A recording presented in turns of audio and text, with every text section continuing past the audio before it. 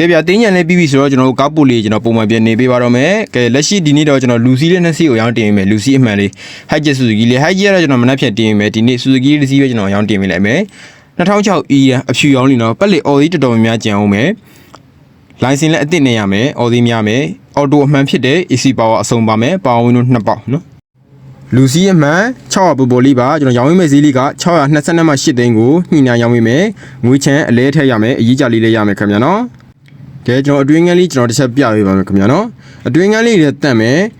original kilo ဒီကောင်3,600,000ကျော်ကျော်လေးပဲရှိအောင်မယ်ခင်ဗျာနော်ဒီ bucket မှာအဆုံးပါမယ် auto gear အမှန်လေးအတွင်းငန်းလေးလည်းတက်မယ်ထိုင်ုံလေးဆိုရင်လည်းတက်မယ်အပေါက်ပြင်းနာစားလေးမရှိဘူးခင်ဗျ